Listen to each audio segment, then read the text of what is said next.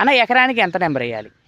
First of all మీరు decide అవ్వాలి. అన్న కేజీలు చేద్దాం అనుకుంటున్నారా, 0 చేద్దాం అనుకుంటున్నారా? కేజీలు చేద్దాం అనుకుంటే తెల్ల చేప అంటే రాగండి, బొచ్చె అంటారు కొన్ని ఏరియాలో శీలావతి, కట్ల అంటారు, కొన్ని ఏరియాలో రోహు, కటల అని కూడా అంటారు. ఈ 2 కాంబినేషన్ అయితే కంపల్సరీగా ఉండాలి. ఈ 2 కాంబినేషన్ లేకపోతే పట్టుబడి పట్టేటప్పుడు రేటు డౌన్ అవుద్ది. సో ఆ రేటు కలవాలంటే ఈ 2 కాంబినేషన్ అయితే ఉండాలి. ఇంకో విషయం, మీరు కేజీలు చేద్దాం అని అనుకుంటే మినిమం 5 ఎకరాల ట్యాంకులో అయితే కేజీలు చేయండి.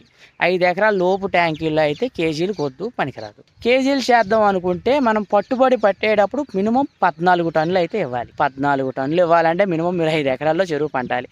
14 టన్నులు ఇస్తే ఫుల్ బండి అండి. మీకు ఆ రోజు మార్కెట్ ఎంత రేటు ఉంటే అంత రేట్ ఇస్తాడు. 14 టన్నుల కంటే తగ్గితే అంత రేటు రాదు. రేట్లో రూపాయి తగ్గిపోద్ది. మీరు ఇచ్చిన టన్నేజ్ని బట్టి 5 టన్నులు ఇచ్చారనుకోండి 4-5 రూపాయలు తగ్గిపోద్ది. లేదా 3 టన్నులే ఇచ్చారనుకోండి 7 రూపాయలు 8 రూపాయలు కూడా తగ్గుద్ది. 100 రూపాయలు ఉందనుకోండి, ఫర్ ఎగ్జాంపుల్ జనరల్గా చెప్తున్నా, మొన్న వేసాకాలం 100 రూపాయలు నడిచింది. ఇప్పుడు ప్రెజెంట్ వచ్చేసరికి 110 రూపాయలు ఉంది కేజీ యావరేజ్. ఇప్పుడు మీకు అదే 3 టన్నులు 4 టన్నులు ఇచ్చారనుకో 95 రూపాయలు కడతాడు. అంతేనండి. అదే మీరు 14 టన్నులు ఇచ్చారనుకో, ఇవాళ 109 రూపాయలు ఉంది కాబట్టి 109 రూపాయలు రేట్ కడతారు. ఇవాళ 109, రేపొద్దున ఆగస్టు వచ్చిన కాడ నుంచి 130 రూపాయలు రేట్ వెళ్తుంది. 100% వెళ్తుంది. అందులో ఎలాంటి ఇబ్బంది అయితే లేదు. ఇది కేజీలు చేద్దాం అనుకుంటే డిసైడ్. రేటు విషయంలో ఎలా ఉంటుంది? మినిమం 14 టన్నులు ఇవ్వాలి. 14 టన్నులు మీరు ఇవ్వాలంటే ఎకరానికి వచ్చేసరికి 3 టన్నులు అవుతుంది. 5 3 15 టన్నులు. అంటే మీరు మినిమం 5 ఎకరాల చెరువులో మాత్రమే కేజీలు చేయాలి. ఇలాంటి విషయం ఏ యూట్యూబ్ ఛానల్లో ఉండదు, మన ఛానల్లో మాత్రమే. ఇప్పుడు దాకా ఎవరో చెప్పినా నేనే చెప్తున్నా. 5 ఎకరాల్లో చేయాలి. ఎకరానికి వచ్చి శీలావతి, రాగండి వచ్చేసరికి బాగా గొప్పగా తీస్తే 4 టన్నులు అవుద్ది.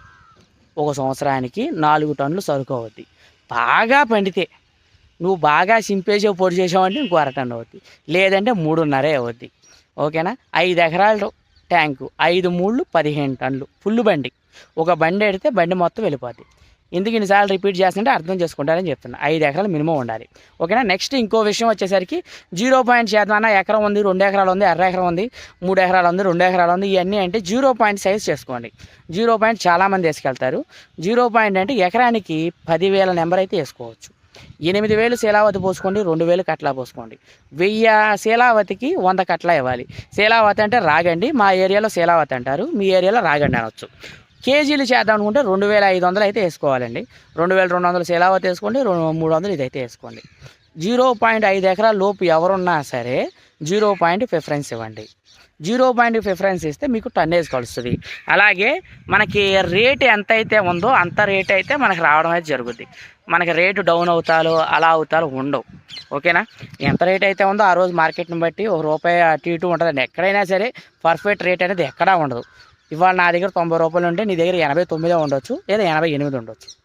₹1 2 వేరియేషన్ కంపల్సరీగా మార్జిన్ ఉంటుంది.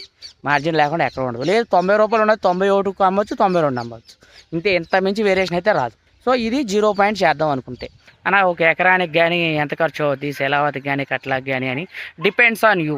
డిపెండ్స్ ఆన్ నీ ట్యాంకు కెపాసిటీని బట్టి, మీ ఏరియాని బట్టి, నీకున్న వాటర్ ఫెసిలిటీని బట్టి, నువ్వు చేసే మెయింటెనెన్స్ని బట్టి కంపల్సరీ ఉంటుంది. మెయింటెనెన్స్ అనేది మస్ట్ అండ్ షుడ్. చేపల చెరువులో మెయింటెనెన్స్ ఎలా ఉంటుంది అని మీరు అనుకోవచ్చు. రెగ్యులర్గా మన ఛానల్లో వీడియోస్ వస్తూ ఉంటాయి, అప్పుడప్పుడు నేను పెడతా ఉంటాను. రెగ్యులర్గా పంగాస్ కల్చర్ చేసినప్పుడు అండి నేను రెగ్యులర్గా పెట్టా. పిల్ల వేసిన కాడి నుంచి తీసే వరకు కల్చర్ రెగ్యులర్గా పెట్టా. ఇప్పుడు ఇందులో మనం పిల్ల పోసిన కాడి నుంచి తీసే వరకు రెగ్యులర్గా పెడతాను. ఇది ప్రయోగం. ఈ ట్యాంక్ మీకు తెలుసు కదా, 20 సెంట్లు అంటేనే ప్రయోగం. మన జర్నీ ఎక్కడే స్టార్ట్ అయింది, ఆ విషయం కూడా మీకు చాలాసార్లు చెప్పాను. చేపల చెరువులో ప్లస్ ఏంటంటేనండి, మీరు ఒక ఉద్యోగం చేసుకోవచ్చు, మీరు బయట వేరే పనులు చేసుకోవచ్చు, కాలేజీలకు వెళ్ళొచ్చు, స్కూళ్ళకి వెళ్ళొచ్చు, గవర్నమెంట్ ఎంప్లాయీస్ అవ్వచ్చు. ఏదైనా సరే మీరు ఇన్వెస్ట్మెంట్ పెట్టాలనుకుంటే best source and best business idea చేపల చెరువు.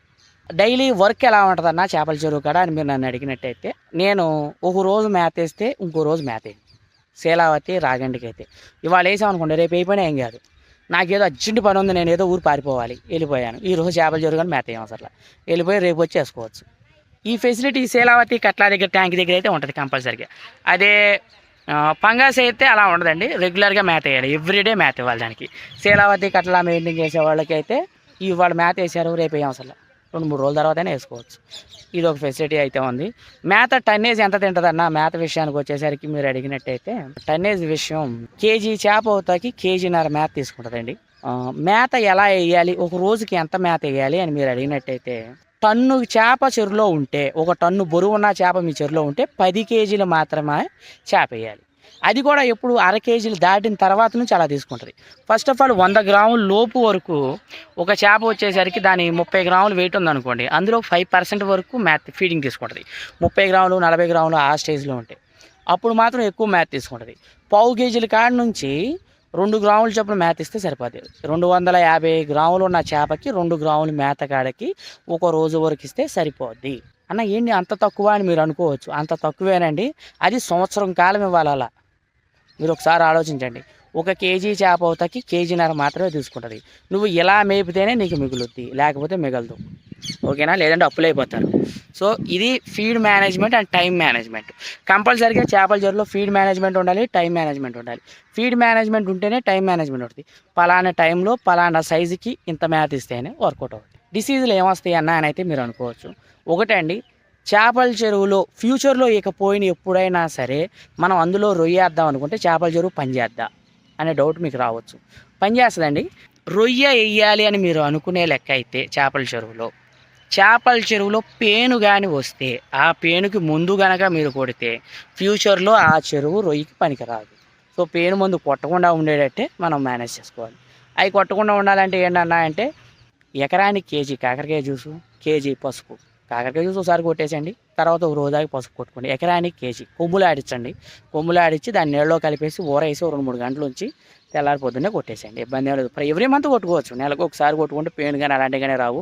పసుపు అనేది యాంటీబయాటిక్ కదా, సో అది చాలా రకాలుగా ఉపయోగపడుతుంది. నేను రెగ్యులర్గా కూడా ఇస్తూ ఉంటాను తెల్ల చేపకి. నెలకు ఒకసారి, ఖచ్చితంగా నెలకు ఒకసారి కంపల్సరీగా పసుపు ఇస్తూ ఉంటాను నేను. ఎందుకంటే పేను పడతాం కానీ అలాంటివి కానీ శంకు చిగురు ఇలాంటివి రాకుండా ఉంటాయి. సో అప్పుడప్పుడు చెరువులో ఉప్పు కూడా కొట్టుకోండి. అది కండిషన్ బట్టి మన ట్యాంక్ అడుగుద్ది. ఒరే బాబు నాకు ఈ ముందు కొట్టు అని చేప చెప్పొద్ది, ట్యాంక్ కూడా చెప్పొద్ది. మనకి ఎప్పుడు మీరు రెగ్యులర్గా పేడ అలాంటివి వేసుకోండి. ఇక కోళ్ళేరు ఒకటి. ఇక తెల్ల చేప విషయంలో వచ్చేసరికి గ్రోతులు బాగా రావాలన్నా, మనకి ఇన్ టైంలో రావాలంటే మనం ఇచ్చే మేత మీద ఎక్కువ గ్రోతులు రాదండి. మనం మేతలు ఇచ్చేస్తూ ఉంటాం, ఓకే గ్రోతులు రావట్లేదన్నా అని నాకు కంప్లైంట్ ఇస్తూ ఉంటారు చాలామంది. మేతల మీద మీరు ఓకే వెళ్ళినా సరే గ్రోతులు రావు. తెల్ల చేపకి ఎప్పుడైనా సరే గ్రోతులు ఫీడ్గా ఉండాలి అని అంటే అందులో మనకి కోల్డ్ ఎరువు పడతా ఉండాలి. Must and should is mandatory point. Cold ఎరువు 15 రోజులకు ఒకటి, అది లిమిట్ని బట్టి ఉంటుంది, అది టన్నేజ్ని బట్టి ఉంటుంది. రెగ్యులర్గా అయితే ఇచ్చుకుంటా ఉంటాం. రెగ్యులర్గా అంటే 15 రోజులకు ఒకసారి, నెలకు ఒకసారి. ఎంత ఇవ్వాలనేది ట్యాంక్లో ఉన్న పిల్లని బట్టి, నెంబర్ని బట్టి, కెపాసిటీని బట్టి, టన్నేజ్ని బట్టి అయితే ఉంటుంది.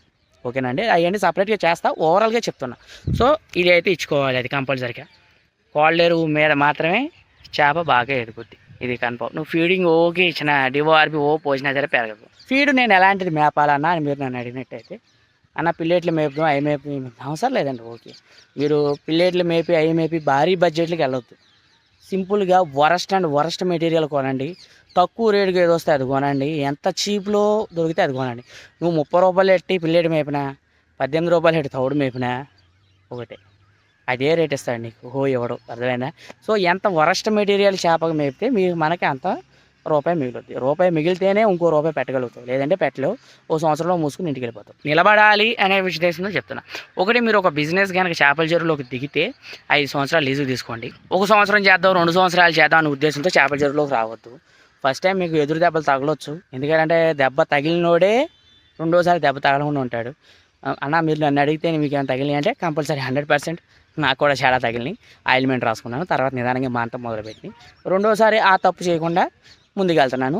అలాంటి తప్పులు చేయకుండా ఉంటారనే ఉద్దేశంతో నేను ఛానల్లో వీడియోస్ పెడుతున్నాను. అలాగే మన దగ్గర చేపలు అయితే అవైలబిలిటీగా ఉంది, శీలావతి కట్లా చేపలు అయితే ఉందండి.